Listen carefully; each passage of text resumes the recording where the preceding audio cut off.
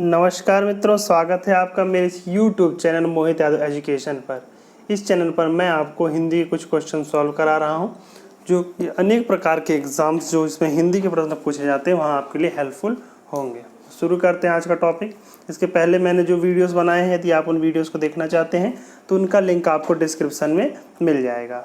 तो सबसे पहला क्वेश्चन देखिए जो आपके पास है, वो है निम्नलिखित में से अव्ययी भाव समास किसमें है। देखिए, अव्ययी भाव समास क्या होता है? अव्ययी भाव समास तब होता है जब उसमें किसी अव्यय का प्रयोग किया जा रहा होता है। ठीक, तो इसमें शुरू देखिए कौन कौन से ऑप्शन दिए। ऑप्शन दिया नंबर 1 करुणापूर्ण, दूसरा दिया है कमल नयन, तीसरा दिया है चतुर्भुज और चौथा दिया है यथा संभव। तो देखिए सबसे पहले जो देखते हैं करुणापूर्ण, तो जो करुणापूर्ण वर्ड है इसमें तत्पुरुष समास है। करुणा से पूर्ण, कौन सा तत्पुरुष समास है? कर्ण तत्पुरुष समास है। करुणा से पूर्ण मतलब वो उसका माध्यम क्या है? वो करुणा के द्वारा पूर्ण हो रहा है। तो इसमें कौन सा? कर्ण तत्पुरुष समास है। तो ये हमारा आंसर नहीं है। दूसरा दिया है कमल नयन, तो कमल नयन का अर्थ होता है कमल जैसे नयन है जिसके, मतलब जिसके कमल नयन कमल की तरह है। तो उसे हम क्या कहते हैं? ऐसे समास को बहुव्रीहि समास कहते हैं, क्योंकि इसमें किसी अन्य पद की विशेषता है। ना तो हम कमल की बात कर रहे हैं, ना तो नयन की बात कर रहे हैं। हम किसकी बात कर रहे हैं? जिसके नयन कमल की तरह, मतलब भगवान विष्णु की बात कर रहे हैं। ठीक, तो इसमें कौन सा समास है? इसमें आपके हो जाएगा बहुव्रीहि समास।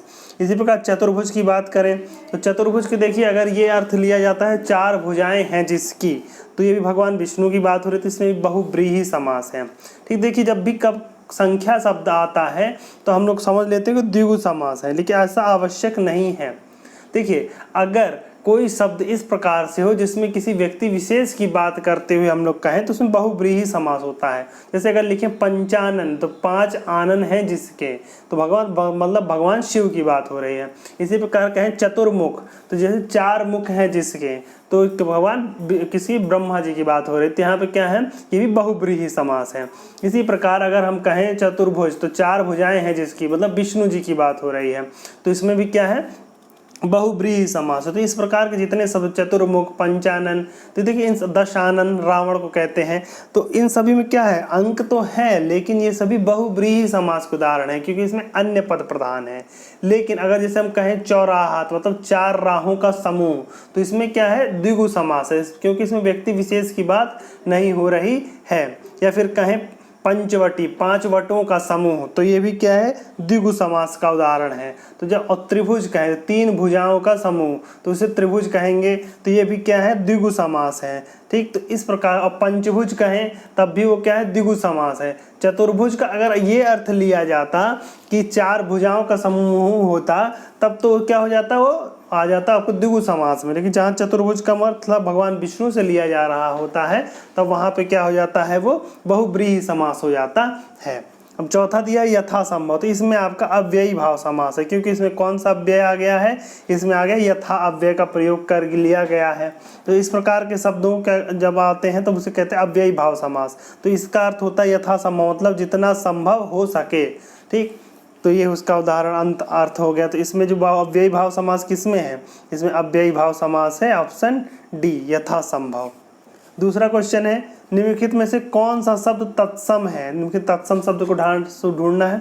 इसको पहले मैं आपको और कुछ उदाहरण बता देता हूँ जो अव्ययी भाव समास के उदाहरण होते हैं। अव्ययी भाव समास की जो विशेषता होती है उसमें होता है कि पहला पद अव्यय होता है और वही प्रधान भी होता है, तो उसे अव्ययी भाव समास कहते हैं। इसके अन्य उदाहरण तो जैसे प्रतिदिन, मतलब प्रत्येक दिन, तो ये क्या है? अव्ययी भाव समास है। जैसे कि आजन्म, मतलब जब तक जीवन रहेगा, जन्म से ही। ठीक, तो आजन्म क्या हो जाएगा? ये भी अव्ययी भाव समास हो जाएगा। यथा संभव मैं बता ही दिया हूँ। अनुरूप, अनुरूप मतलब रूप के अनुसार, ये भी क्या है? अव्ययी भाव समास हो जाएगा। भर पेट, ठीक, तो भर पेट मतलब पेट भर कर, जितना जब तक पेट ना भर जाए, तो ये सभी क्या है? ठीक, ये सभी हैं अव्ययी भाव समास के उदाहरण हैं। अगला ले लेते हैं क्वेश्चन। अगला क्वेश्चन है निम्नलिखित में से कौन सा शब्द तत्सम है? तत्सम शब्द कौन सा? देखिए दिया पश्चाताप, जमुना, शक्कर और श्राप। तो इसका आंसर क्या है? इसमें जो क्या है? ये पश्चाताप शब्द, ये शब्द तत्सम है।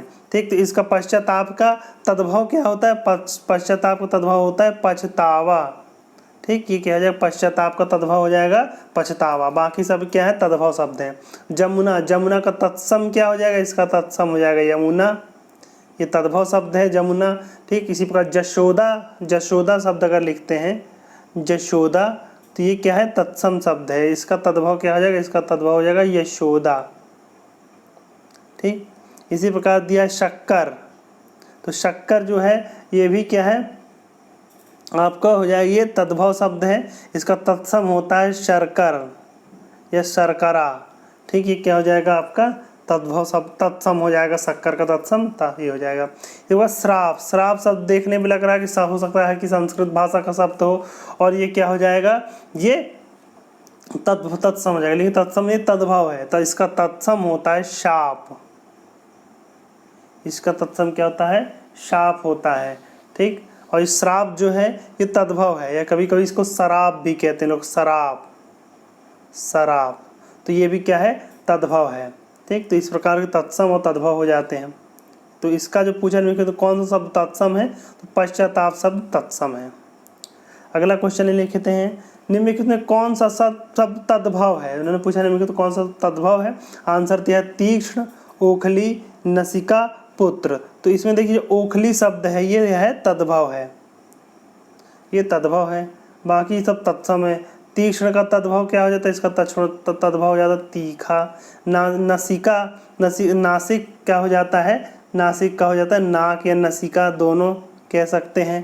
ठीक, जैसे पुत्र, पुत्र का क्या हो जाता है तत्सम, इसका पुत्र शब्द जो है तत्सम है, इसका तद्भव हो जाता है पूत हो जाता है।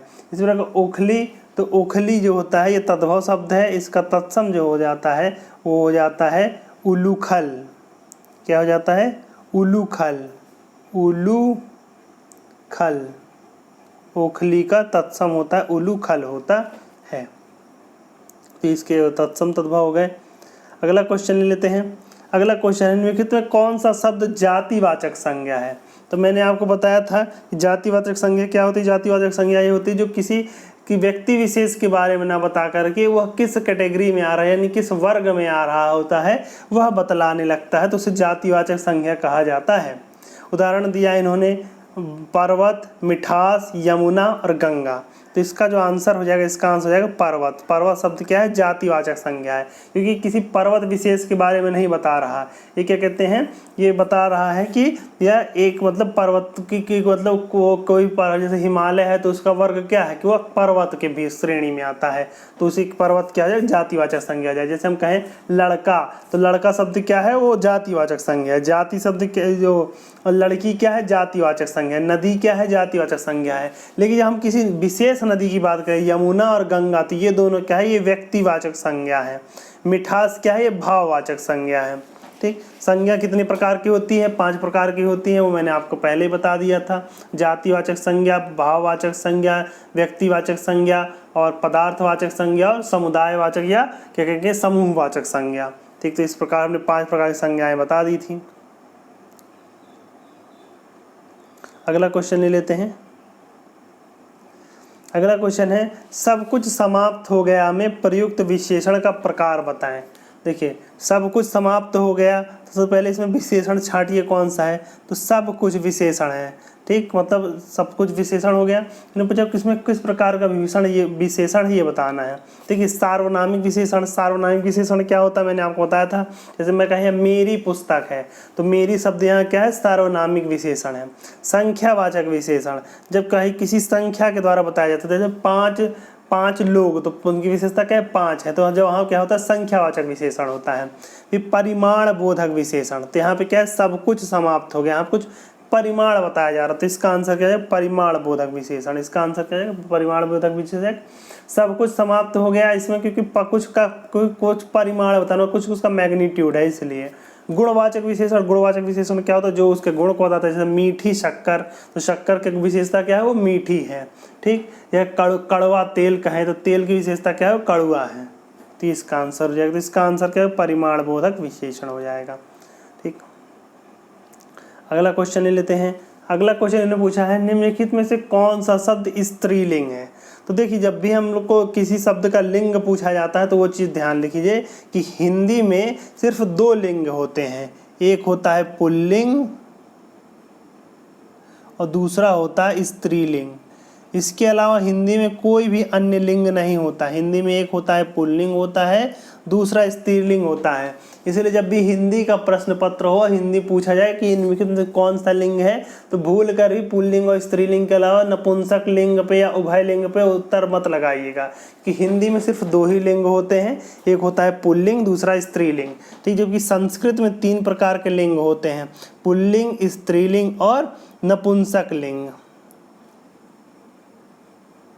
ठीक, तो हिंदी संस्कृत में 3 प्रकार के लिंग होते हैं, लेकिन हिंदी में सिर्फ आपको 2 प्रकार के लिंग मिलेंगे। इसी प्रकार इंग्लिश में 4 प्रकार के लिंग होते हैं, तो एक होता है, जो चौथा हो जाता है उभय लिंग।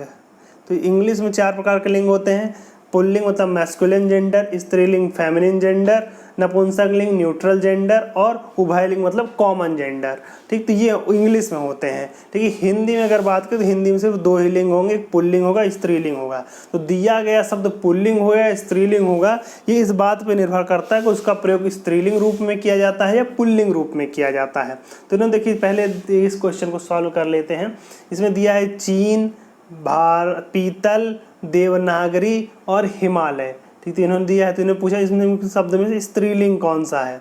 तो यद्यपि अगर आप वैसे नॉर्मल दिमाग लगा करके इसे सॉल्व करते तो इसमें आपको कोई भी शब्द स्त्रीलिंग नहीं लगता, क्योंकि चीन क्या है, ये सब नपुंसक लिंग लगता है, सभी किसी में जान नहीं लगती, तो आपको लगता है कोई वह शब्द नहीं है। तो इसी प्रकार तो देखिए किसी शब्द का प्रयोग हम लोग पुल्लिंग के रूप में करते हैं, स्त्रीलिंग के रूप में, वही उसका लिंग होता है। यह डिसाइड नहीं होता कि वह वास्तव में उसका जेंडर क्या है, इस पर निर्भर नहीं करता है। जैसे हम कहें खिड़की खुली हुई है, तो यहाँ खिड़की क्या है, स्त्रीलिंग है, जबकि दरवाजा खुला हुआ है, तो दरवाजा क्या है, पुल्लिंग है। घड़ी क्या है, घड़ी चल रही है, तो स्त्रीलिंग में आ जाती है। ठीक, उसको नपुंसक लिंग नहीं कहा जाएगा, वो स्त्रीलिंग आ जाएगा। इसके लिए ये भी ध्यान रखें कि अगर किसी शब्द का जो अर्थ है उसके आधार पर हम लोग नहीं तय करते कि उसका लिंग क्या है। उदाहरण के लिए अगर हम कहें दारा वर्ड कहें दारा, तो दारा का अर्थ तो पत्नी होता है, पत्नी को दारा कहा जाता है, लेकिन दारा शब्द जो है ये पुल्लिंग है, ये किस में आ जाता है, पुल्लिंग हो जाता है। तो देखिए क्या है कि हिंदी में या फिर हिंदी या संस्कृत में, दोनों में किसी भी शब्द का स्त्रीलिंग या पुल्लिंग होना इस बात पर निर्भर नहीं करता कि वास्तव में उसका जेंडर क्या है, जबकि इस प्रकार से इस बात पर निर्भर करता है कि उसको बोलते वक्त हम लोग किस लिंग का प्रयोग कर रहे हैं, मतलब जो रूढ़िवादिता में हम लोग लगातार प्रयोग करते आ रहे हैं वही। उदाहरण के लिए अगर हम आपसे कहें कि कोयल गाती है, तो वास्तव में जो कोयल गाती है वो कोयल गाती नहीं, कोयल गाता है होना चाहिए, क्योंकि जो गाती है वो कोयल होता है, वो नर होता है, नर कोयल गाता है, मादा कोयल नहीं गाती है। तो हम लोग कहते हैं कोयल गाती है, तो वास्तव में कोयल गाता है होना चाहिए। ठीक, तो इस प्रकार से हम लोग ये नहीं कह सकते, तो कोयल शब्द हमेशा यहाँ पे स्त्रीलिंग ही माना जाएगा। ठीक, यद्यपि नर कोयल गाया अथवा मादा कोयल। ठीक, तो यहाँ पे क्या हो जाएगा कि कोयल शब्द गाती है, तो कोयल शब्द स्त्रीलिंग में आ जाएगा। ठीक, उसी प्रकार मैंने दारा शब्द के लिए भी बताया कि दारा शब्द क्या है, पुल्लिंग होता है, यद्यपि उसका अर्थ पत्नी होता है। तो जो शब्द जिस प्रकार से हमने रूढ़िवादिता में चल रहा है वो उसका लिंग वही डिसाइड हो जाता है। तो इस आधार पे चीन जो हो जाएगा आपका पुल्लिंग हो जाएगा। किसी भी देश का नाम जो होता है उसको पुल्लिंग माना जाता है। ठीक, दूसरा दिया पीतल, किसी भी धातु का जो नाम होता है उसको पुल्लिंग माना जाता है। ठीक, देवनागरी, पीतल क्या है, धातु, इसलिए भी पुल्लिंग है। चीन क्या है, किसी देश का नाम, इसलिए भी पुल्लिंग माना जाएगा। देवनागरी जितनी भी लिपियां होती है, लिपि जिस भाषा में लिपि लिखी जाती है, जैसे हिंदी भाषा की लिपि क्या है, देवनागरी, संस्कृत की क्या है, देवनागरी है। ठीक, उसके बाद तमिल भाषा की लिपि क्या है, द्रविड़ लिपि है। इसी पर इंग्लिश भाषा की लिपि क्या है, रोमन लिपि है। तो ये सभी क्या है, लिपियाँ। तो जितनी लिपियाँ होती हैं वो किस में आती है, वो स्त्रीलिंग में आती हैं। ठीक, तो यहाँ पे देवनागरी क्या है, एक लिपि है, इसलिए देवनागरी स्त्रीलिंग में आएगी।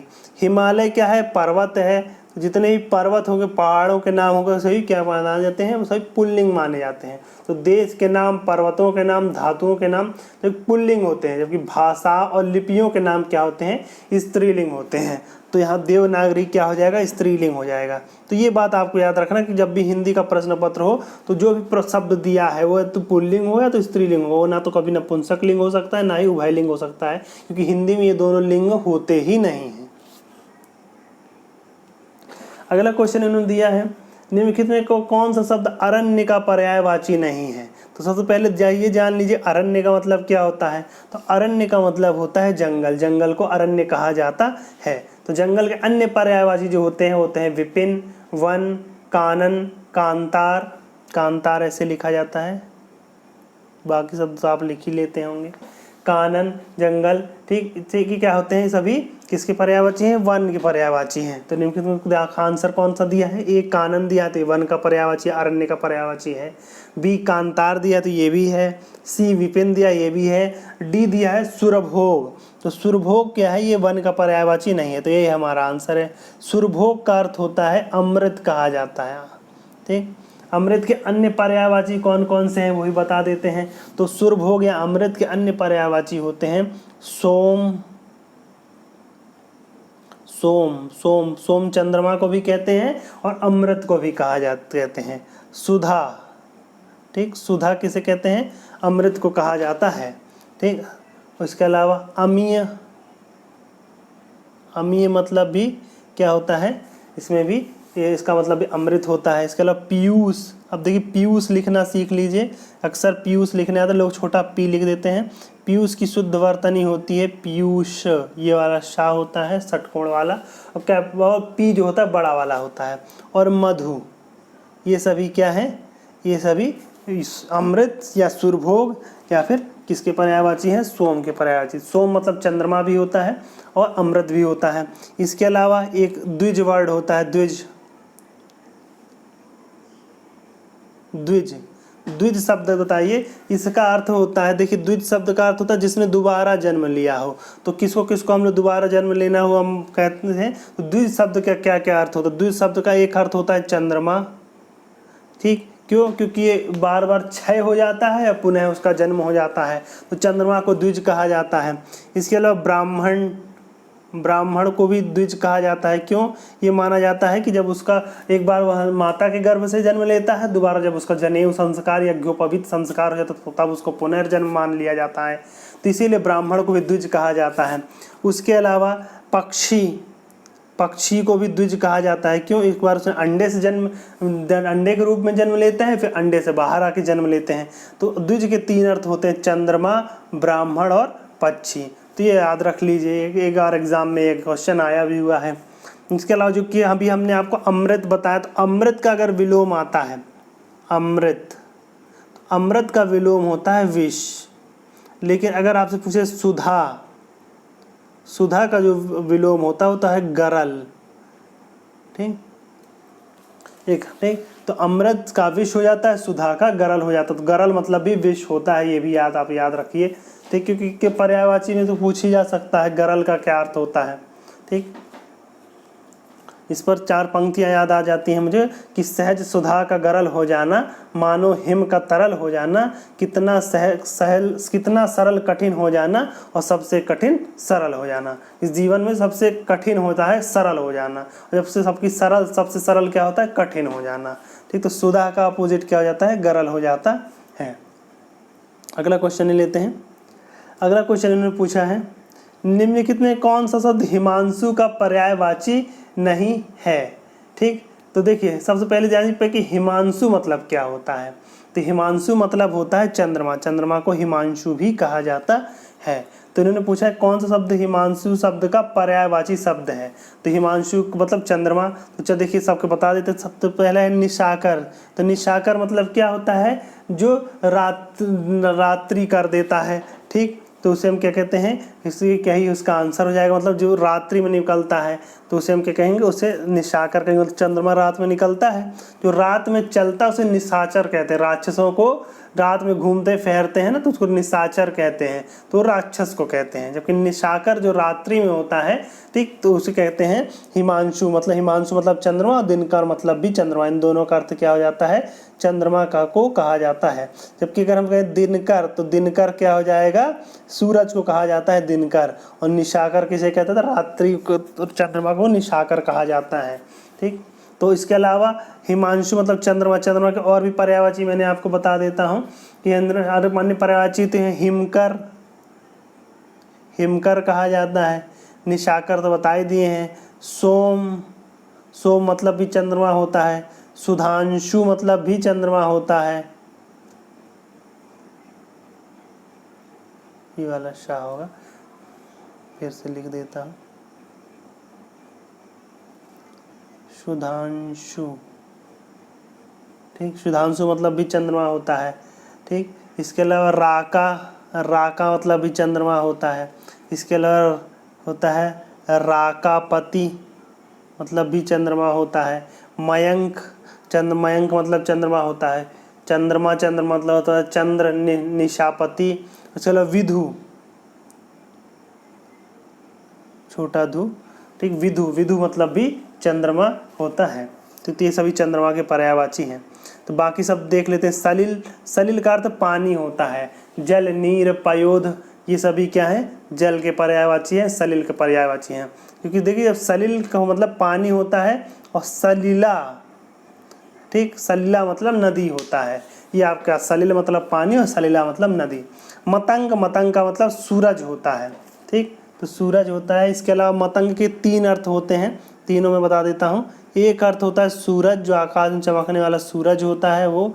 दूसरा अर्थ होता है बादल, बादल को भी मतंग कहा जाता है। इसके अलावा हाथी को भी मतंग कहा जाता है। तो हाथी के देखिए, हाथी के 100 पर्याय, संस्कृत शब्द में हाथी के लिए 100 शब्द हैं, 100 पर्यायवाची हम लोग यूज़ कर सकते हैं। तो हाथी के जो अन्य पर्यायवाची हैं आप तो जानते हैं, महावत कह सकते हैं, रावत कह सकते हैं। एक हाथी का होता है पर्यायवाची होता है रद होता है, ठीक, रद, रद मतलब दांत भी होता है और रद मतलब हाथी भी होता है। तो एक ही आप याद रखिएगा, ठीक। और एक होता है कुंजरो, कुंजर भी होता है, ठीक। महाभारत के युद्ध में युधिष्ठिर ने कहा था अश्वत्थामा हतो हता नरो व कुंजरो, मतलब अश्वत्थामा मारा गया, अब वो हाँ नर था या कुंजर, ठीक, तो ये था। तो कुंजर मतलब भी हाथी होता है। तीसरा दिया है सुरम्य, सुरम्य मतलब होता है जो मन को अच्छा लगता है। सुरम्य मतलब सुंदर, प्यारा, ये सभी सुरम्य के पर्यायवाची हो जाते हैं। अगला क्वेश्चन ले लेते हैं। अगला क्वेश्चन इन्होंने पूछा है, निम्नलिखित में से कौन सा शब्द तर्कश शब्द का पर्यायवाची नहीं है। तो देखिए क्या है कि सबसे पहले तर्कश होता क्या है ये जान लीजिए। तर्कश वो होता है जिसमें तीर रखा जाता है, ठीक। तो उसके देखिए क्या क्या नाम, उसके क्या क्या पर्यायवाची होते हैं तर्कश के पर्यायवाची। देखिए तुरीड़ होता है, ये भी इसका पर्यायवाची है। त्रोण भी इसका पर्यायवाची है। निशंग भी उसका पर्यायवाची है। नहीं, करवाल उसका पर्यायवाची नहीं है। करवाल जो होता है तलवार को कहा जाता है, तलवार को कलवार कहा जाता है, ठीक। तो ये इसका पर्यायवाची नहीं है। इसके अलावा और भी पर्यायवाची जो तर्कश के होते हैं वो होते हैं तूर कहा जाता है, तूड़, तूड़, तूड़ कहा जाता है। उसके अलावा कोदंड भी कहते हैं, ठीक। तो ये सभी क्या है उसके तर्कश के पर्यायवाची जिसमें तीर रखे जाते हैं, ठीक। और कलवार मतलब तलवार होता है। अगला क्वेश्चन ले लेते हैं। अगला शब्द क्वेश्चन पूछा है कृत्रिम शब्द का विलोम शब्द है। तो कृत्रिम का विलोम क्या है। कृत्रिम मतलब होता है जो मनुष्य द्वारा बनाया गया, जैसे आर्टिफिशियल हम लोग कहते हैं, ठीक। मानव निर्मित चीज़ों को कृत्रिम कहा जाता है, या फिर जो नेचुरल नहीं होती है उसको कहा जाता है कृत्रिम कहा जाता है। तो कृत्रिम का जो विलोम होता है वो प्राकृतिक होता है, या प्राकृतिक या नैसर्गिक। तो ये इसका आंसर है। नैसर्गिक मतलब होता है प्राकृतिक, कहते हैं उसकी मुस्कान नैसर्गिक है, मतलब उसकी मुस्कान क्या है, प्राकृतिक है। तो नैसर्गिक और प्राकृतिक होते हैं। सर्गिक, सर्गिक का मतलब होता है कि जो सृष्टि करने में संभव है, सृष्टिकर्ता या सृजनकर्ता, सृष्टिकर्ता या सृजनकर्ता को भी क्या कहा जाता है, इसका अर्थ होता है सर्गिक होता है, ठीक। या फिर सृष्टा, सृष्टा वर्ड भी कह दें तो भी क्या कहते हैं उसको सर्गिक कहा जाता है। जैसे इंजीनियर्स क्या है वो निर्माण कार्य करते हैं तो उसके कहते हैं निर्माता कहते हैं, तो निर्माता को सर्गिक भी कहा जाता है। वित्रिम, ठीक। देख कृत्रिम मतलब होता है जो नेचुरल नहीं है, मतलब जो प्राकृतिक नहीं है तो उसे कृत्रिम कहेंगे। विक्रम मतलब होता है जो मूल रूप को बिगाड़ दिया गया, तो विकृत जिसे हम विकृत कहते हैं, ठीक। मतलब जो जिसे मैनिपुलेट कर दिया गया विकृत, उसी को वित्रिम भी कहा जाता है। अकृत्रिम, अकृत्रिम देखिए इसका उस अपोजिट नहीं, मतलब इसका विलोम नहीं होता है। तो इन्होंने पूछा कृत्रिम का विलोम क्या है, तो कृत्रिम का विलोम नैसर्गिक है। अकृत्रिम मतलब ये सिर्फ शब्द बना दिया कि इसका कोई अर्थ नहीं होता है, इसका कोई अर्थ नहीं है। अगला क्वेश्चन ले लेते हैं। अगला क्वेश्चन है क्षणिक का विलोम शब्द है। तो क्षणिक का विलोम होता है जो क्षण भर में नष्ट हो जाए, जिसे हम लोग कहते हैं क्षणभंगुर है। तो इसका जो विलोम होता है वो होता है शाश्वत। शाश्वत मतलब कि जो कभी समाप्त नहीं होगा। ठीक, कुमार विश्वास की एक पोएम है, तम शाश्वत है रात अमर है, गिरवी पड़े उजाले बोले। ठीक, तो हाँ शाश्वत वर्ड आया, मतलब शाश्वत वर्ड शब्द का अर्थ है जो कभी समाप्त नहीं होगा। ठीक, जिसे कहते हैं चिरकाल कहते हैं, चिरंजीवी भी कहते हैं। तो ये सभी शाश्वत के अर्थ हैं। इसका अब अन्य शब्द जो दिया होता है, सीख दिया दुर्गम वर्ड दिया है। तो दुर्गम मतलब जहाँ पहुँचना कठिन हो, तो इसका जो विलोम होता है सुगम होता है, जहाँ पहुँचना आसान हो। अक्षणिक वर्ड इन्होंने अपनी तरफ से बना दिया है, ऐसा वर्ड नहीं होता है। विक्षणिक भी ऐसा वर्ड नहीं होता है। तो ये इसके विलोम पूछा है इन्होंने, क्षणिक का विलोम क्या हो जाता है, शाश्वत हो जाता है। अगला क्वेश्चन ले लेते हैं। अगला क्वेश्चन है, बसहि पक्षी बोलहि बहुभाषा, करहि हुलास देखि के शाखा। मतलब अनेक प्रकार के पक्षी वहाँ बसते हैं, अनेक प्रकार की भाषा बोलते हैं, और करहि हुलास, हुलास जो है उल्लास का तद्भव है। हुलास जो वर्ड लिखा है ये उल्लास, उल्लास शब्द का तद्भव है। तो उल्लास मतलब होता है प्रसन्नता। ठीक, हुलास देख के शाखा, उस शाखा को देख के उल्लास करते हैं। उन्होंने पूछा निम्नलिखित पंक्ति का रचयिता कौन है। तो ये जो कविता है ये मलिक मोहम्मद जायसी कविता से ली गई है। तो इसके जो रचनाकार हैं वो क्या है, जायसी है। जायसी की रचनाएं कौन कौन सी हैं, मैंने आपको बताया था। जायसी की जो रचनाएं हैं, मुख्य रचनाएं जो आपको याद रखनी चाहिए, वो होती है पद्मावत और दूसरी जो है अखरावट। पद्मावत अखरावट। पद्मावत में रानी पद्मिनी का वर्णन है जिन्होंने जौहर किया था। ठीक, उसकी कहानी आपने देखी होगी पद्मावत मूवी में, यद्यपि वो मैनिपुलेटेड है लोग कहते हैं। वास्तविक कथा पद्मावत में लिखी हुई है। कबीर की मुख्य रचनाएं आपको याद ही होगी, सबद रामायणी। एक क्या है, कबीर की रचनाएं हैं सबद, और दूसरा क्या है रामायणी। ये मुख्य रचनाएं हैं। ठीक, उस तुलसीदास की रचना मुख्य रचना कौन सी है, रामचरितमानस है, विनय पत्रिका है, इसी प्रकार के अन्य कई रचनाएं हैं। और रामानंद क्या है, रामानंद भी की बहुत अच्छे, ये क्या है, इनकी ये भी राम भक्ति शाखा के ही कवि हैं। तो जितने भी कवि हैं सभी भक्ति काल के कवि हैं। देखिए, अगर हम लोग हिंदी को बांटते हैं, हिंदी काव्य के इतिहास को कई भागों में बांटते हैं, तो इसके 4 भाग होते हैं। सबसे पहला होता है आदि काल होता है, मतलब प्रारंभिक काल, तो इसको वीर गाथा काल कहा जाता है। ठीक, क्या होता है, वीर गाथा काल। और दूसरा जो है वो होता है भक्ति काल। ठीक, तीसरा जो है आपका उसे कहते हैं रीति काल, और चौथा जो है वो आधुनिक काल है। ठीक, तो देखिए जो सबसे पहला जो है आपका ये है वीर गाथा काल, या इसी को क्या कहते हैं हम लोग, आदि काल, मतलब प्रारंभिक काल। तो हिंदी साहित्य का सबसे प्रारंभिक काल क्या है, आदि काल है या वीर गाथा काल है। देखिए, एक इसको कहते हैं जो आदि काल या वीर गाथा काल, तलवारों की झंकारों का काल है। मतलब जो इसमें आदि काल में जो ग्रंथ लिखे गए हैं, जो कविताएं लिखी गई उस वक्त की, वो सभी कैसी, वो इस प्रकार की हैं कि उसमें युद्ध का वर्णन है। इस समय के जो कवि होते थे वो दरबारी कवि होते थे, और वो अपने राजा की प्रशंसा में कविताएं लिखते थे, और उनके युद्ध का वर्णन होता था। तो उसमें अनेक स्थानों पर बहुत सबसे अधिक जो है वो युद्ध का ही वर्णन है। जैसे अगर हम भूषण कवि की कविता लेते हैं, तो भूषण कविता लिखते हैं कि साजी चतुरंग सैंग अंग में उमंगधारी, सरजा शिवाजी जंग जीतन चलत हैं। मतलब इसमें जो शिवाजी के दरबार में भूषण कवि थे, जो भूषण कवि थे ये शिवाजी के दरबार में थे, कुछ समय राजा छत्रसाल के दरबार में थे। तो उन्होंने उन दोनों का ही वर्णन किया है। तो जो भूषण की मुख्य कविता है वो है छत्रसाल दशक, छत्रसाल दशक। तो भूषण क्या है, वीर गाथा काल के कवि माने जाते हैं।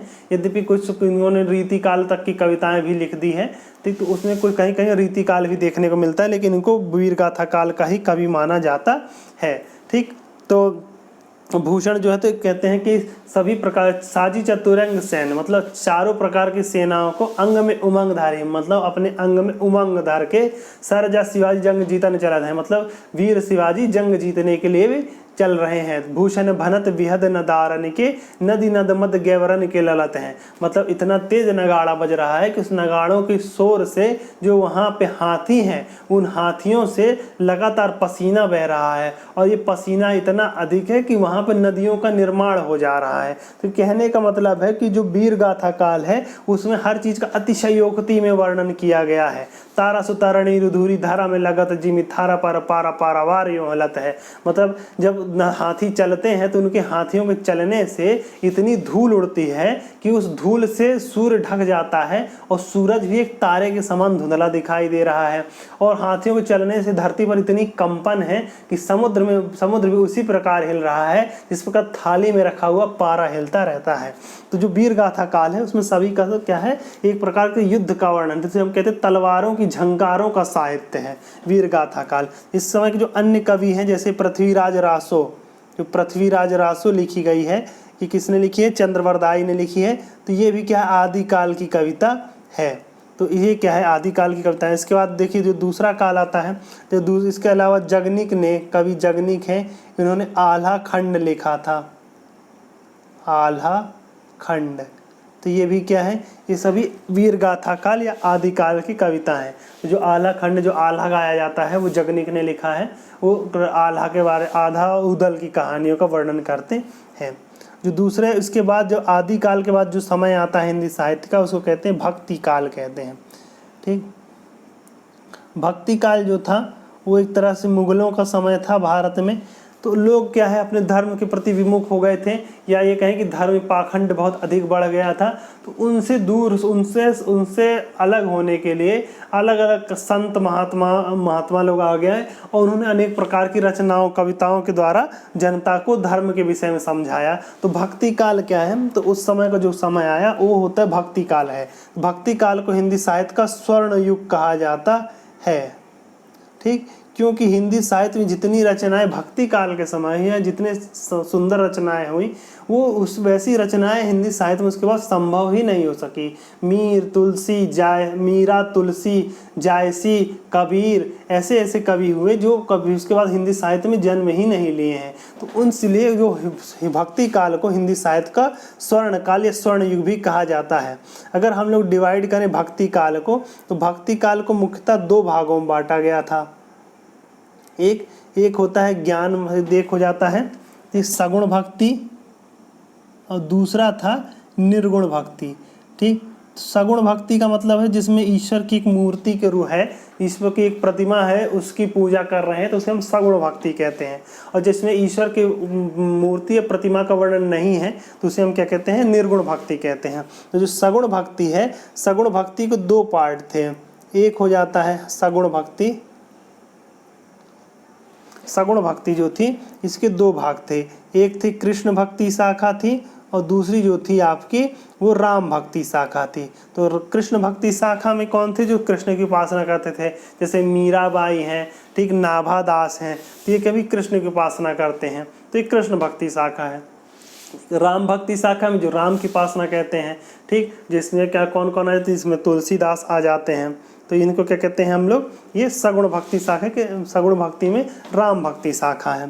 ठीक, अगर हम निर्गुण भक्ति की बात करें तो निर्गुण भक्ति में भी दो शाखाएं होती हैं। एक होती है प्रेम मार्गी शाखा और दूसरी होती है ज्ञान मार्गी शाखा।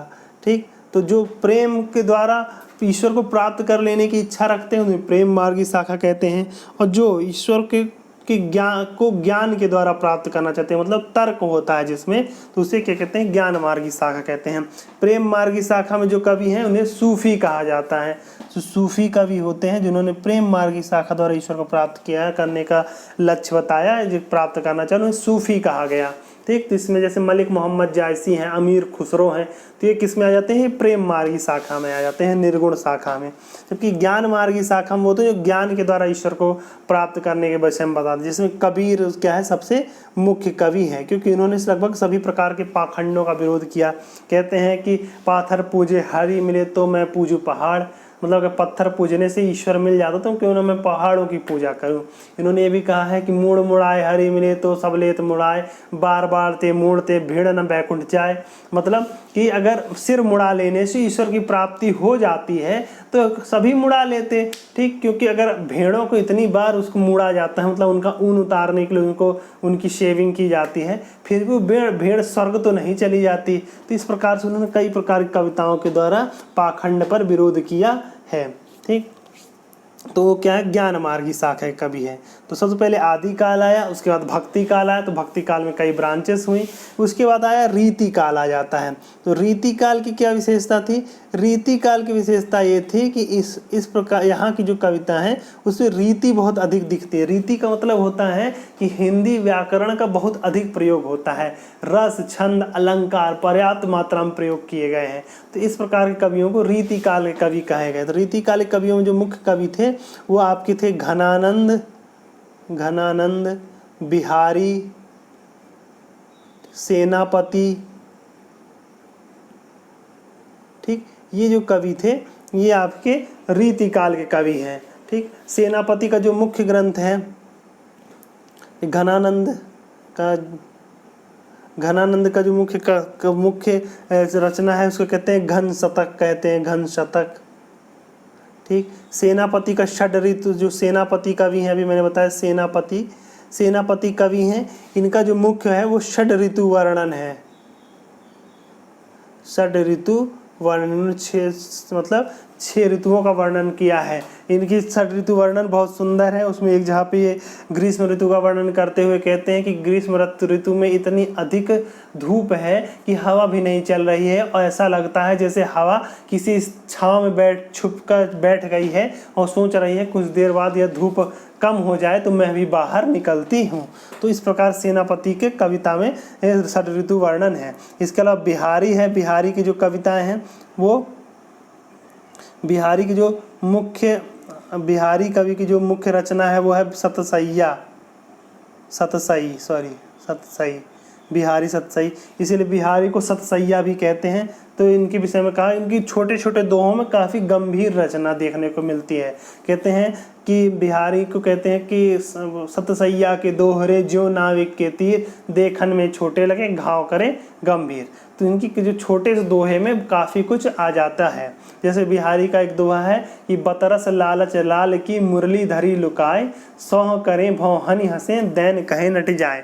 मतलब गोपियाँ क्या है, कृष्ण की बांसुरी को छुपा लेती। क्यों छुपा लेती हैं? ताकि इसी बहाने वो कृष्ण उनसे बात करेंगे, तो उनसे बात करने में जो रस उत्पन्न होगा, तो उसे बतरस मतलब बात करने से जो रस उत्पन्न होता, बतरस लालच लाल की, तो मतलब बात करने से जो उत्पन्न रस है उसका लालच जो है उसके कारण वो कृष्ण की मुरली धरी लुकाए, उनकी मुरली लुका लेते हैं। सौह करें मतलब कसम खाते, सौगंध खाते, भौं हनी हंसे, फिर भौहों से हंस देती हैं, फिर दैन कहे नट जाए कि कहती ठीक है मैं मुरली दे रही हूँ, लेकिन फिर मुकर जाती हैं कि मेरे पास तो मुरली है ही नहीं।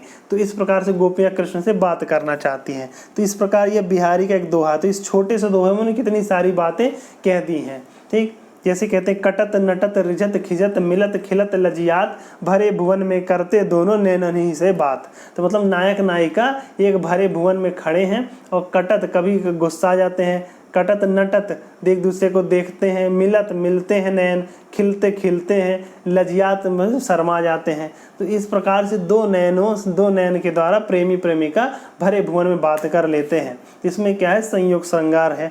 तो ये क्या है, रीति काल के कवि है। इसके बाद आते हैं आधुनिक काल के कवि। तो आधुनिक काल के जो कवि हैं इसमें कई हिस्से देखने को मिलते हैं।